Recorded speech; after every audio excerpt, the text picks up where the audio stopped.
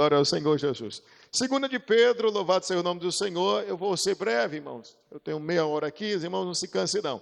Segunda de Pedro, capítulo 1 e verso 3, apenas 2 versos. 3 versos, na verdade, o 3, o 4 e o 5, para que nós possamos desfrutar desta palavra de Deus sendo nosso suficiente. A suficiência do poder de Deus é suficiente para suprir todas as nossas necessidades. Então eu queria que nesse momento você fechasse seus olhos. Você pode fechar seus olhos comigo? Fecha aí, tira a mão do queixo, olha aí para dentro de você e faça uma pergunta. O que está faltando na sua vida? Ou o que você não tem, que você acha que deveria ter? Se você tivesse isso, tudo seria melhor. Amém? Olhe para mim. Deu para pensar em alguma coisa aí? Glória ao Senhor nosso Deus. Ah, pastor, eu para mim ficar feliz era não vir mais para cá. É isso, irmão? Está no meu coração, viu, irmão? Está no meu coração que tem gente que veio hoje aqui à força. Jesus tem misericórdia. Deus toma de conta. Meu Deus do céu. Ajuda ele, Senhor. Então, nós temos, irmãos, hoje, pela misericórdia do Senhor, o prazer, o privilégio de estarmos aqui. Isso é um presente de Deus. Às vezes a carne não quer estar. E é por isso que nós não fazemos a vontade da carne. Fazemos a vontade de quem? Do Espírito. É para ser isto. Então, a quem nós estamos alimentando? O ódio, a raiva, a ira, a briga, a confusão, a minha vontade carnal, o meu desejo, ou a vontade do Senhor e matando a mim mesmo. Então, a carne hoje queria estar relaxando, talvez assistindo um seriado, talvez com as pernas para cima num sofá, talvez só balançando numa rede, olhando para a telha, não sei.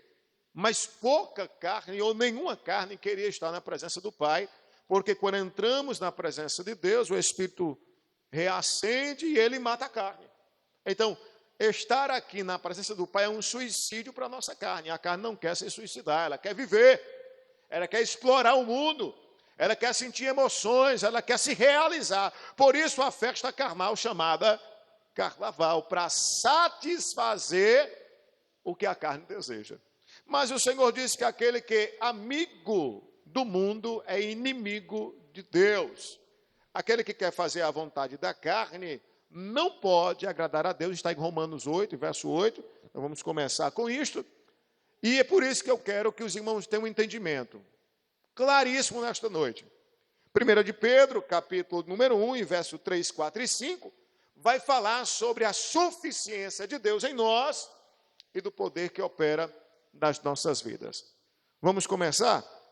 Você leu, abriu a Bíblia aí, você pegou? Já bota o 2 para a gente começar o 2, que é mais bonito. Glória ao Senhor. Diz assim, graça e paz vos sejam multiplicadas pelo conhecimento de Deus e de Jesus nosso Senhor.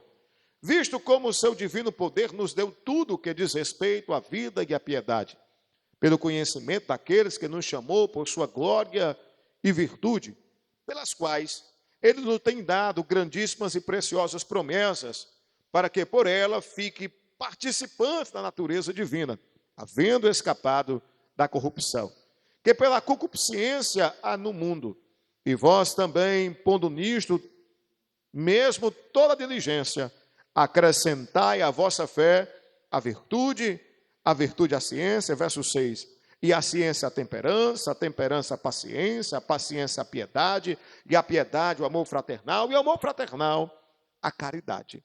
Amém? Glória ao Senhor nosso Deus. Então Pedro começa a falar sobre algo que ele conheceu em Deus. E quando ele passou a conhecer, a partir do verso 2, coloca o verso 2 para mim, ele diz, graça e paz vos sejam multiplicadas pelo o conhecimento de Deus. Conhecer a Deus nos traz experiências que nós nunca pensávamos que iríamos sentir ou participar. Até mesmo aqueles que não querem servir ao Senhor, que tiveram encontro com Deus, mudaram totalmente sua forma de pensar. Ele não programou, ele não buscou o Senhor, mas Deus usou de misericórdia e tocou o seu coração. Tem uma prova viva disso em Daniel capítulo 4, onde Nabucodonosor, o invasor de Jerusalém, sentava e reinava conforme ele queria, mas ele foi submetido a uma loucura por conta da sua soberba e da sua falta de entendimento a respeito de Deus. No capítulo 4, você vai perceber, louvado seja o nome do Senhor, de Daniel, aí já, Daniel 4, pronto. Você vai perceber que ele faz menção neste capítulo de tudo que ele passou, até mesmo da loucura que ele foi submetido, e ele entendeu que este ato que ele participou foi exclusivamente a mão do Senhor na vida dele. E aí ele faz uma declaração profunda, que diz assim: Nabucodonosor, rei a todos os povos, nações, línguas que moram em toda a terra, paz vos seja multiplicada. Então já começa falando diferente. Este homem falando de paz, falando de multiplicação, bota aí o verso 2. Ele diz assim, ó: pareceu-me bem fazer conhecido os sinais e maravilhas que Deus, o Altíssimo, tem feito para comigo. Eu pergunto, parece ou não parece um crente falando? Sim ou não? Mas este homem é um homem ímpio, um homem que destruiu Jerusalém, um homem que escravizou, trouxe a cativo todos aqueles. Diz lá Jeremias, ao questionar com o Senhor, que Deus escolheu um homem mais ímpio do que o povo dele, que estava em impiedade. Deus escolheu uma nação mais ímpia do que a própria Jerusalém, que estava em impiedade, para condenar a Jerusalém. Escolheu Nabucodonosor. Só que Nabucodonosor pensou que todo poder, glória e tudo que ele tinha era dele mesmo. E Deus dá esse choque de realidade nele, dizendo: olha, se tu é alguma coisa, é por causa de mim.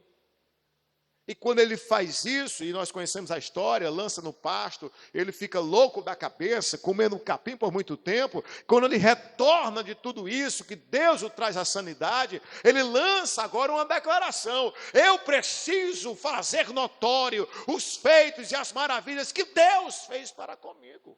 Bota o verso 3. Olha isso aqui, irmão. Quão grandes são os seus sinais, quão poderosas as suas maravilhas. O seu reino é um reino sempiterno.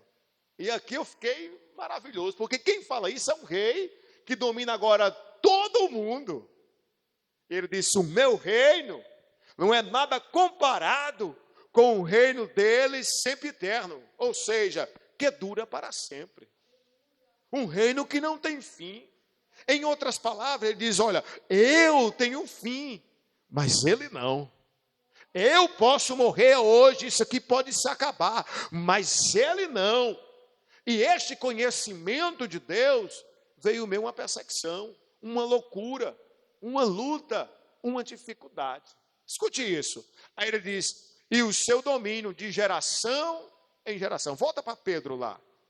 Aí ele diz assim, em 2 de Pedro, no capítulo 1 e verso 2: graça e paz vos sejam multiplicadas pelo conhecimento de Deus, de Jesus, nosso Senhor.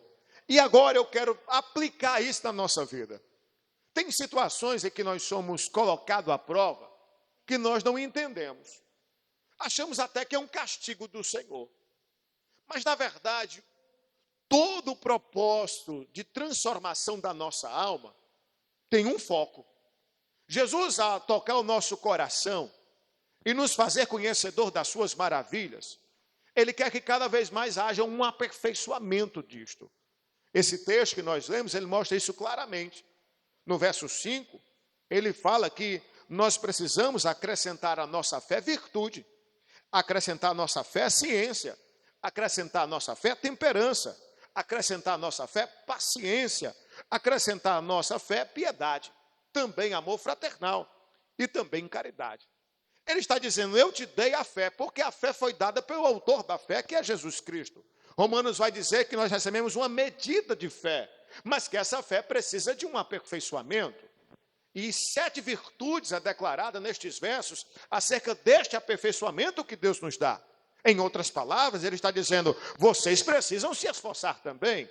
Eu fiz a minha parte, eu toquei no coração de cada um de vós, eu abri o entendimento a respeito da fé, eu mostrei que eu sou o Senhor de todas as coisas, eu sou o Deus de maravilha, o grande Deus, o Deus dos deuses, o único e verdadeiro, e eu disse isso aos vossos corações e vocês creram.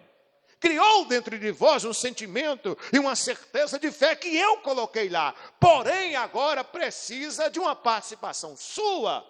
E aí ele dá algumas características para que isso venha a ser acrescentado. Só que a maneira que Deus se revela para nós, para que isso venha a acontecer, é em meio a tribulações muitas vezes, é em meio a dificuldade, a lutas e as prisões.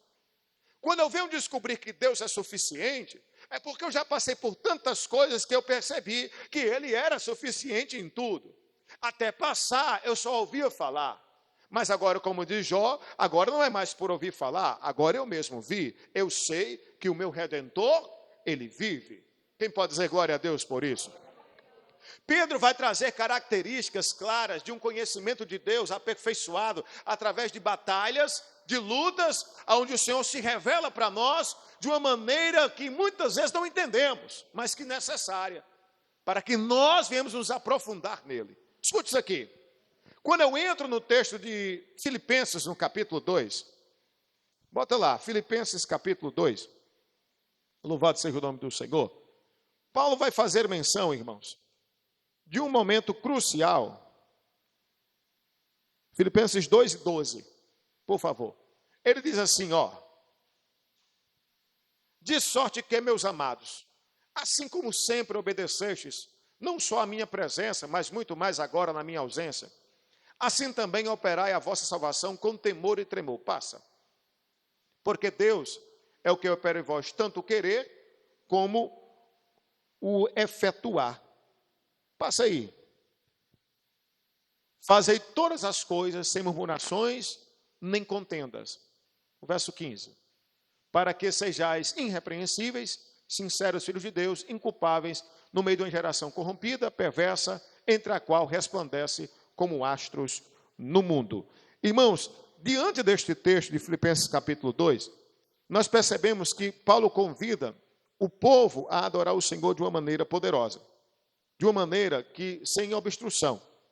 Para que isso pudesse acontecer, tem que haver um conhecimento baseado na fé de Cristo, a ser luzeiros no mundo, ou seja, aquele que resplandece para os demais, de uma forma consistente. Isso só é possível através de um conhecimento de batalhas. Quando ele escreve isso, ele está dizendo que eu estou preso. Quando você lê Filipenses capítulo 2, lá pelo versículo 4, você percebe que ele está dizendo que está preso e que pregou a toda a guarda pretoriana. Louvado seja o nome do Senhor. E por ele estar preso, louvado seja o nome de Jesus, ele consegue de alguma maneira, mesmo encarcerado, mesmo em situações de dificuldade, ele consegue pregar o evangelho e mostrar que aquele ato de prisão dele não está obstruindo a grandeza de Deus na vida dele, nem daqueles que estão à sua volta. Consigo achar, acho que não, o verso 2 não. 1:13, perdão. De maneira que as minhas prisões em Cristo foram manifestas por toda a guarda pretoriana e por todos os demais lugares. Passo 14, era esse texto que eu queria. E muitos dos irmãos do Senhor, tomando ânimo com as minhas prisões, ousam falar a palavra mais confiadamente, sem temor. Então, ele está dizendo, o processo de luta que eu passei me fez conhecer a Deus. Conhecendo a Deus, eu consegui expressar tudo aquilo que Deus tem em mim e eu refleti como luzeiro no mundo, de tal ponto que mesmo preso, as pessoas conseguem dar glória ao Senhor. Então, volta lá para Pedro. Vamos associar tudo isso agora que eu falei, para não ficar vago e você sair daqui sem entender nada. Em 2 de Pedro 1:2, ele diz, olha, essa graça que eu vos falo, só é possível dar àqueles que têm conhecimento de Deus através de Cristo Jesus. O conhecimento de Deus é fundamental para que eu possa aplicar a vontade de Deus na minha vida e na vida dos outros. Porém, conhecer a Deus é dolorido. Você sabia disso? Conhecer a Deus requer muito choro às vezes. Conhecer a Deus requer muitas dificuldades. Conhecer a Deus requer muita renúncia. E é isso que Pedro está falando nesse texto. Ele disse, Deus é suficiente. Mas até que você descubra que Ele é suficiente, muitas lutas você vai passar. Muito processo de aperfeiçoamento você vai ser inserido. Para entender que não importa mais, nem altura e nem profundidade, nem nudez e nem espada, nem multiplicação e nem escassez, porque ninguém mais me separa do amor de Cristo. O verso 2, quando ele termina, ele entra com esta palavra de suficiência. Ele diz assim, ó, visto como o seu divino poder, verso 3, nos deu tudo que diz respeito à vida e à piedade. Vou repetir de novo, o verso 3. Visto como o seu divino poder, Deus, nos deu tudo que diz respeito à vida e à piedade. Eu pergunto, você se sente completo? Você se sente hoje preenchido? O que você ainda precisa hoje? Porque é isso que Deus está dizendo. Quem tem a minha vida na sua vida, ele já tem tudo, ele é satisfeito. A aplicação do Salmo 23, erroneamente, muitas vezes, o Senhor é meu pastor e nada. Aí alguém se empolga e diz, não me faltará nada. Ele vai me dar tudo. Ele vai dar o que eu preciso. Ele vai dar o que eu não tenho. Ele vai abrir as portas. E não é essa a aplicação do verso. A aplicação do verso é invertida. Disse, o Senhor é meu pastor. E eu gosto até dessa versão, que diz assim, de nada eu tenho falta. Se Deus é o meu pastor, nada eu tenho falta. Nada mais me importa. Tanto faz eu obter como não. Tanto faz eu casar como não. Tanto faz eu namorar como não. Tanto faz eu conseguir um emprego ou não. Se essas coisas vierem e for para o meu agrado e meu crescimento, amém. Mas Deus é o meu pastor e Ele é suficiente em tudo. Ele é suficiente de tal forma que eu sou feliz só porque Ele é o meu pastor. Ele é o meu Deus. E as outras coisas que me cercam são coadjuvantes num processo de crescimento. Mas Deus é o principal, a pedra da esquina. É a minha sustentação. Agora, eu só consigo ter esta certeza, volta lá para o versículo 3 de Pedro, 2 Pedro 3, 2 Pedro, primeiro isso. Eu só consigo ter essa certeza que Ele é tudo que diz respeito à minha vida e piedade, quando eu cumpro o 2. E qual é o cumprimento do 2? Quando eu conheço a Deus. Então eu não consigo colocar Deus como suficiência se eu não conhecer Deus, irmãos. Isso aqui é básico de entendimento. E o conhecimento de Deus muitas vezes só vem através de um processo de luta, de dificuldade. A grande verdade é que nossas maiores orações são nossas maiores crises. Nossos maiores lamentos são nossas maiores quedas. Quantas vezes eu entrei na presença do Pai em lágrimas, arrependido por uma falha, cansado de errar, dizendo, Senhor, até quando, Jesus, eu vou ser dessa forma? Até quando, Senhor, não vai vir um aperfeiçoamento na minha vida? Até quando eu serei, meu Pai amado, aprisionado por estas coisas? Porque tem pessoas que são aprisionadas por coisas externas que todo mundo sabe.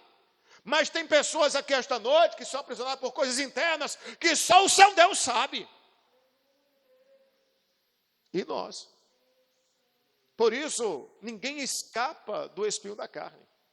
Para que ninguém venha se gloriar. Eu contei uma vez uma história, vindo no carro, eu trato muito com irmãos dentro do carro. A maioria eu levo a passear, mas alguns eu levo só para tratar. E aí eu conversando com um, Deus tocou no meu coração, eu comecei a falar a respeito de lascívia, de prostituição, de uma visão fora do contexto bíblico. Uma visão apaixonada pelo mundo, encantado pelas coisas que se oferecem. E eu disse a ele que eu tive uma guerra muito grande, porque eu vim de uma família que tudo isso era normal. Aonde você espiar pessoas com nudez era normal. O meu pai me incentivava a isso. O meu pai me chamava para olhar com ele. Então eu cresci, eu acho que talvez ele tinha medo de eu não ser homem, né? Não sei. Mas eu cresci no entendimento que homem que é homem procura essas coisas. Com 12 anos, meu pai me levou para o primeiro bordel. Então, eu tive contato com a natureza carnal oposta com 12 anos de idade. Então, tudo isso foi criado na minha família e para mim era o quê? Normal.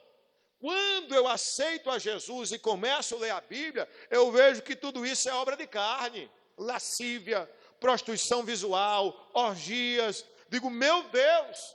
E aí eu preciso tomar uma decisão de descontaminação. E é um processo, irmão, que não é realizado da noite para o dia.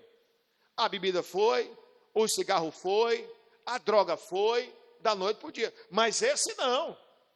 E eu conversando com ele, que temos que vigiar, não podemos ter recaída, prestar atenção nos sinais, quando a carne está mais aflorada. Ele disse, eu não sabia que pastor passava por isso. Disse, meu irmão, pois se o nome de pastor blindasse, eu botava todo mundo para ser pastor, para ninguém mais pecar. Então, muitas vezes, o olhar da ovelha para o seu líder é um olhar onde o líder não sente mais nenhuma opressão. Para o senhor é fácil, pastor, que o senhor está falando aí, o senhor é o pastor, como se eu, irmãos, não passasse pelas mesmas paixões e sentimentos que vocês passam. Como se eu não fosse atacado pela minha natureza carnal. Agora, eu aprendi na Bíblia a detectar os sinais que quando ela está próxima a se aflorar, eu já sei o remédio que eu tenho que dar a ela. Aí eu escolho, ou eu dou o remédio, ou eu cedo à vontade. Porque, irmãos, quando nós estamos combatendo contra algo que nos aflige, ela nos aproxima do Senhor. E isso é interessante. Eu preguei ontem sobre fé na várzea da volta, e eu usei um texto muito conhecido do Salmo 40, e eu disse, esperei com paciência no Senhor. E a atitude de fé hoje no meio da igreja, irmã Miriam, é que se você está doente e eu orei e você não foi curado, é porque ou você não tem fé, ou nós vamos se acusar, o pastor não tem fé. Eu disse, irmã Miriam não tinha fé para ser curada. Porque surgiu diante da igreja uma fé imediatista, aonde eu preciso orar e precisa acontecer. Mas a grande verdade é que a maioria dos resultados de oração demorou anos na Bíblia Sagrada. O processo de esperar é maior em fé do que o processo de receber imediatamente. Quando eu vejo que Abraão orou 25 anos pela promessa, quando eu vejo que Isaac orou porque a sua esposa também era estéril, e diz que Isaac orou insistentemente, e Deus lhe concedeu um filho. Aí você lê o verso, rapaz, o homem orou e a mulher já pariu, não deu nem de ficar grávida. Mas a grande verdade é que ele casou com 40, começou a orar, o filho nasceu com 60. Quantos anos de oração? Quantos anos? 20 anos. Um processo de fé, com paciência. É por isso que Pedro vai falar aqui, que diz que uma das virtudes do crescimento da fé é o quê? A paciência. Saber esperar as coisas do Senhor. E eu só consigo aprender essas coisas quando eu começo a conhecer a Deus. E eu só passo a conhecer a Deus quando eu passo por situações difíceis nesta vida. Elas me aproximam do Senhor ou me afastam. Na hora da perseguição, da luta, da dificuldade carnal, eu tomo decisões. Decisões presentes. Ou eu cedo, erro, e depois vem com cara lavada, me perdoa, Jesus. Ou eu resisto. Não há tentação sobre vós que não seja humana. Mas Deus move o sobrenatural para vencer aquilo que é humano em nós. Eu pergunto, o que é mais forte? O sobrenatural de Deus ou a sua vontade carnal? O que é mais poderoso?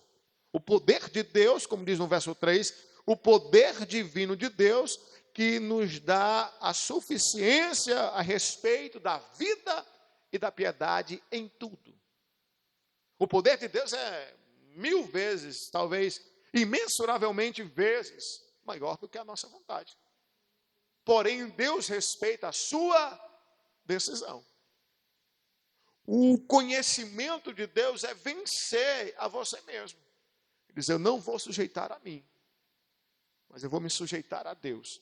Esse processo de luta diária, de sujeitar-se ao Senhor, vos aproxima dele. E aí o que você achava que era necessário, não é mais. O que lhe irritava, não lhe irrita mais. O que você achava que precisava comprar, agora é insignificante. O que você achava que era necessário para você ter uma vida linda, agora tanto faz. Aquela roupa, faz ter como não ter. O cabelo, deu certo, arrumou, deu. Não deu também, não tem problema. É tão feliz e contente com Cristo, que tudo está bem. Tudo está satisfeito.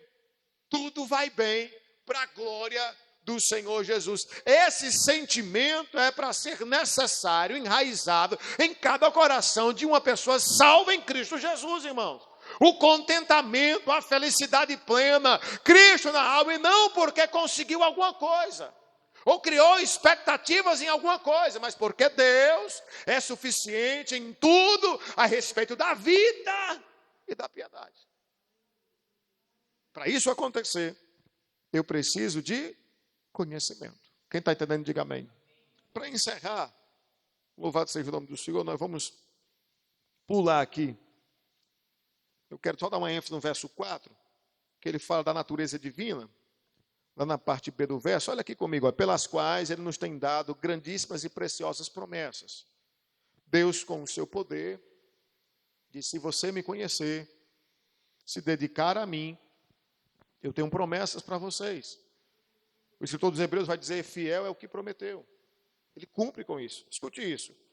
Para que por elas fique participantes da natureza divina. Deus diz: olha, eu tenho o prazer que você participe do meu projeto. Eu tenho prazer que o irmão Raimundo fale das minhas coisas. Que desfrute do que é meu. Eu não sei se você entende isso, irmão, mas olha como isso aqui é forte. O município de Moraújo tem projetos na educação, tem ou não tem? Não tem na educação? Não tem, irmãos? O município de Moraújo tem projetos na saúde, com certeza, de intervenções, de vacinação. Tem projetos humanistas, solidariedade. O CRAS aqui tenta dar assistência, é projeto. Quando alguém se envolve nesse projeto, ele se torna participante. E muitas vezes ele dá recompensa. A irmã Adriene participa de algum projeto de educação, mas ela tem recompensas. Primeiro, a recompensa é o salário. Às vezes, a satisfação de poder ajudar alguém ler um livro, poder ornamentar um local, alguém se sentir bem naquele ambiente. Então, uma participação de um projeto aqui tem recompensas. Quanto mais uma participação de um projeto divino, onde o Deus que nós servimos é galardoador daqueles que o buscam. Ele disse: olha, eu quero que vocês me conheçam, que vocês entendam que eu sou suficiente em tudo em vossa vida, para que vocês sejam participantes das minhas coisas, e os meus projetos estejam em vós, e a natureza divina possa habitar dentro de vocês. Você entende o tamanho da alegria e o contentamento que Deus quer colocar em nosso coração? Deus está dizendo, em outras palavras, que o reino dos céus tem que habitar dentro de nós, que nós somos a extensão dos céus desta terra. O porta-voz, o que faz a diferença, e não porque fazemos parte de uma entidade religiosa, não, mas porque amamos o Senhor. Vivemos com Ele para isto, por isto, em prol disto. Agora, como me animar nestas coisas sem conhecer a Deus? Como me animar nestas coisas se eu sou um mero participante de culto? Se no meu tempo vago em casa, na minha obrigação diária, eu não me esforço em conhecer a grandeza dele? Como? Irmãos, vai ser muito difícil, irmão. Aí, para você conhecer, ele dá luta. Ele taca você na prova. Ele aperta o parafuso. Ele coloca numa situação difícil. Porque aí você vai orar. Aí você vai buscar. Mas se deixa a gente à vontade, irmão, a gente assiste um episódio, 2, 3, 4 episódios de um seriado. Entra por quinto. Quando olhou, tem assistido 6 horas, direto. E já fica na expectativa do outro domingo, ou na sexta, para ser um episódio novo. Sei como é que vai ser. A gente perde o foco. As sutilezas do inimigo nos roubam da presença do Pai. A luta antigamente do Satanás para roubar a nossa vida era nos tirar da igreja. Agora é tirar Deus de dentro de nós. Pode ficar na igreja. Você não precisa pensar em mim. Você não precisa meditar em mim, não precisa cantar para mim. Eu só quero intervir aqui. Ele está lá, mas não está. Ele vem, mas não vem. Ele escuta, mas não compreende. Ele até levanta a mão como Salvador, mas não recebe como Senhor. Que é uma grande diferença. Salvador recebe os benefícios da salvação. Senhor, você tem que obedecer. É diferente as coisas. Mas o Cristo que eu sirvo, Ele chama a gente, e no meio da chamada, Ele quer aperfeiçoamento. Ele quer que você prossiga olhando para o autor e consumador da fé. Paulo vai falar em Filipenses: eu não julgo que vocês não tenham alcançado, ou que já alcançaram. Eu não alcancei. Eu prossigo para o alvo, pelo prêmio da soberana vocação que vou receber em Cristo Jesus. Eu quero mais. Tem mais para dar. Como é que eu consigo? Aí Pedro diz no verso 5: acrescente a vossa fé. Acrescente a vossa fé virtude. Acrescente a vossa fé temperança. Acrescente a vossa fé paciência. Acrescente a vossa fé piedade. Acrescente a vossa fé amor fraternal. Acrescente a vossa fé caridade. Ele dá 7 adjetivos para que a fé ande crescendo. Aí a gente fica estagnado, irmãos. Recebe um pouquinho de fé e não coloca a semente para germinar. Aí fica a vida inteira pregando. Não, pastor, é porque a fé é pequena. É como um grão de mostarda. Meu filho, um grão é para ser plantado. O grão é para nascer alguma coisa. Ou você não atende a agricultura? Para que você pega um milho lá para plantar? E quando você planta, nasce lá um milho. Assim é o grão. É pequenininho que Deus colocou aí. Ele está dizendo: plante. Plante. Coloque essa fé para germinar. E medidas de fé vai ser dada a cada um de nós, irmãos. Agora, eu preciso de virtudes. Depois eu preciso das virtudes, do ânimo, do desejo de querer, do foco. Eu preciso de algo muito importante, chama-se temperança. Sabe o que é temperança? Quem sabe? É domínio próprio. É você se dominar. Se controlar. Temperança. Ter calma. Tardio no agir. Tardio no falar. Calma. Depois disso, ele coloca algo muito crucial. Paciência. Vai dar certo. Está orando quantos anos já? Não é porque Deus disse que ia fazer na minha vida, eu ia romper obstáculos, ele apontou o dedo para mim, aquele profeta profetizou na minha história, e nada, pastor. Está quantos anos, irmão? Já vai 4 anos, começou agora. Começou agora. Aí tem gente que aceitou Jesus por causa disso. 1 ano não deu certo, 2 também não deu, vai embora. Ele não disse, Deus, que no meio da bênção, até chegar lá, você ia chorar. Ia lavar roupa, lavar prato. Você ia ficar decepcionada com a vida. Iam lhe trair. Iam lhe enganar. Você ia ficar míngua. Ele não disse, ele só disse, você vai romper nações. Aí você se anima com o negócio. Você vai chegar lá, e você fica empolgado mesmo. Vou chegar lá. Deus está dizendo, eita glória. Aí termina o culto, viu aí? Falou comigo, eu tenho promessa. Aí eu acaba chegando no culto, quem tem promessa? Aí, pô, eu tenho promessa. Aí passa 1 ano, passa 2, quando não tem. Quem tem promessa? Ele disse, eu lá sei se eu tenho mais, ó. Desanimado. A vida, irmãos, ele é dado o final. Passamos para o outro lado.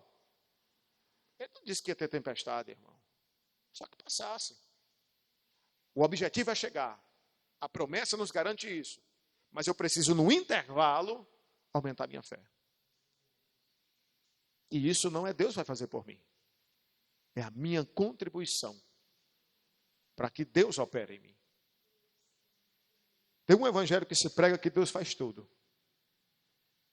Mas, na verdade, o Senhor nos cobra a nossa participação nesta obra. Após uma chamada sobrenatural na nossa vida, nós temos a nossa participação.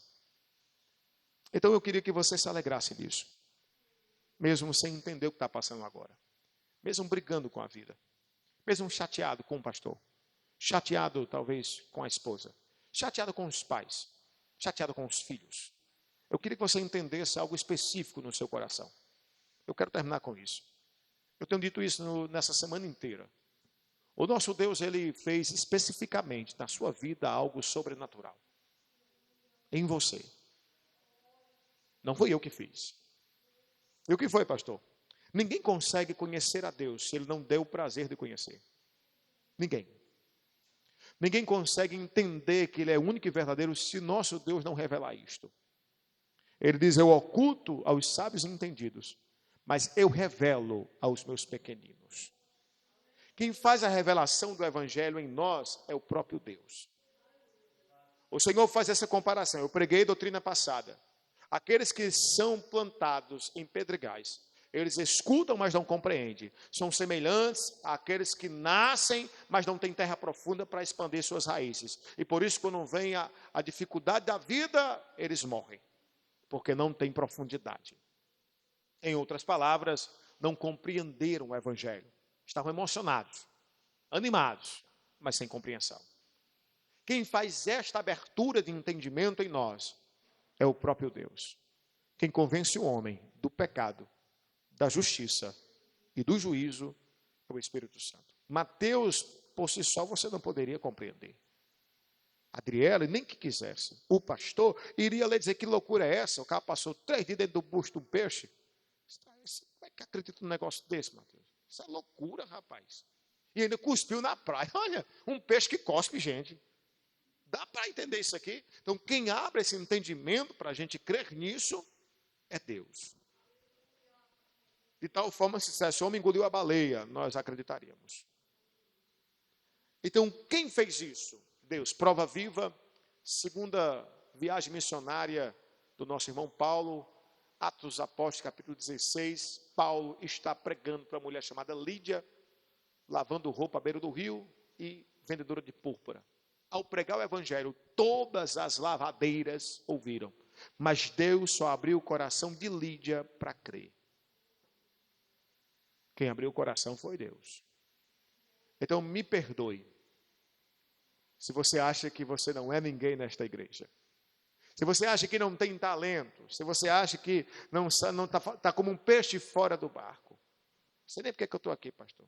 Me deram um cargo, eu estou aqui só de passagem. Me perdoe.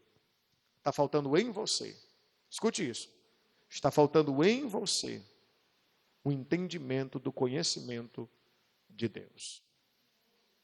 O aperfeiçoamento da fé. Eu sou agradecido, irmãos, pela revelação da palavra. Porque muitos queriam ter e não têm. E eu que não merecia, Ele me deu. Então possamos aperfeiçoar a nossa caminhada, a nossa fé. E tomar esta palavra do versículo 3.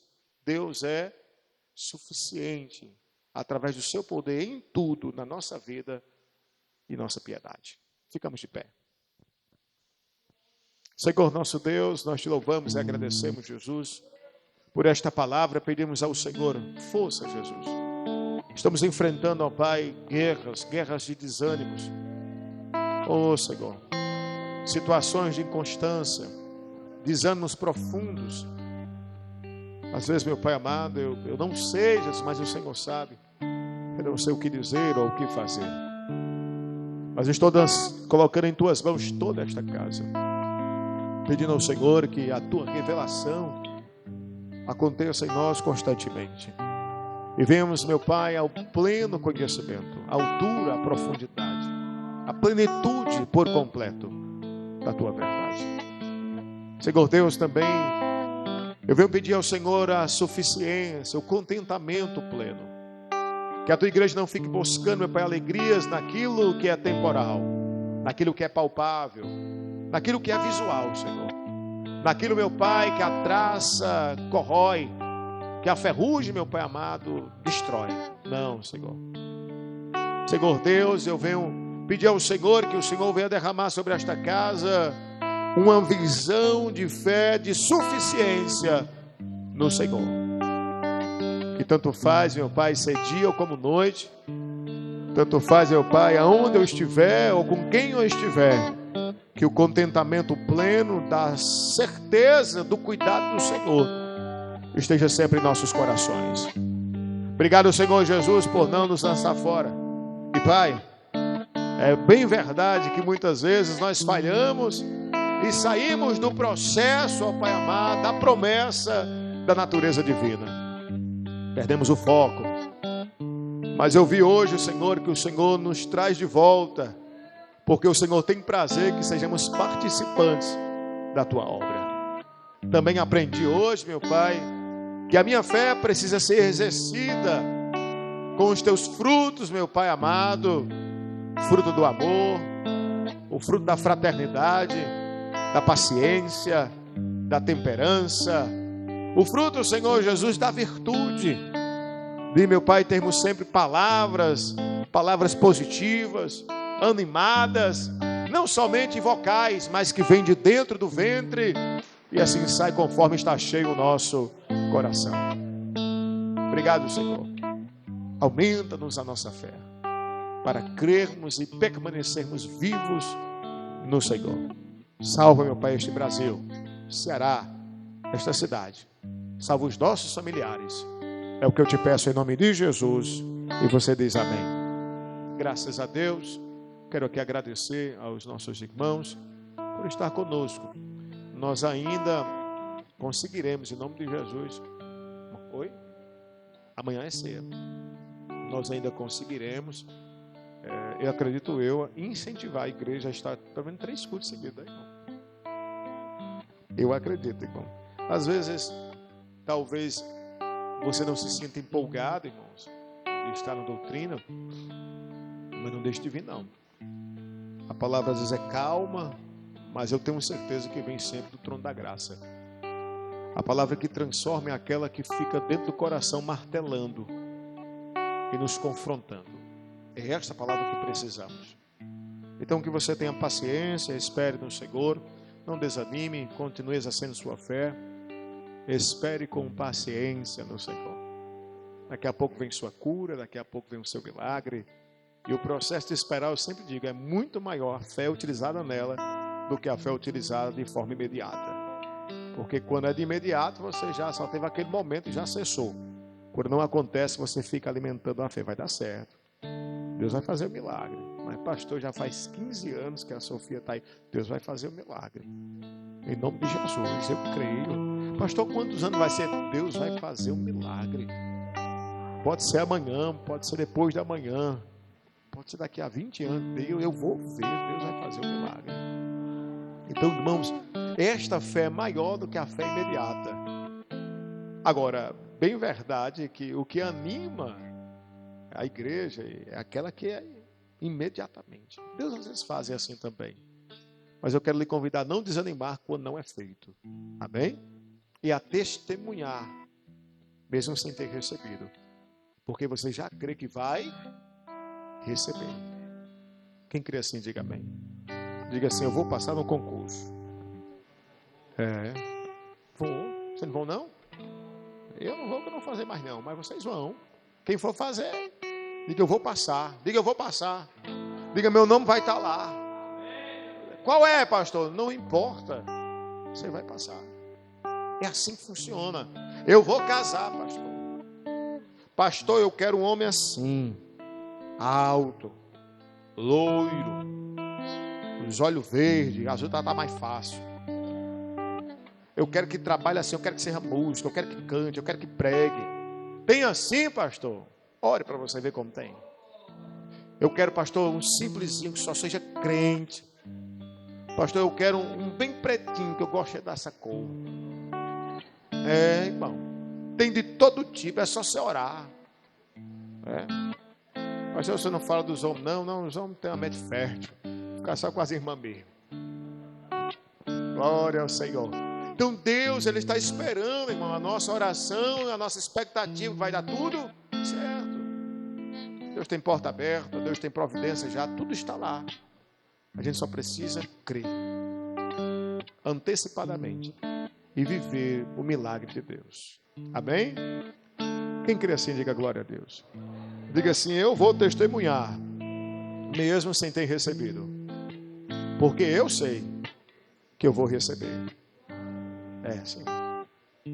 Que o amor de Deus, o nosso Pai, a graça do nosso Senhor Jesus, a comunhão e as doces consolações derrame sobre vós.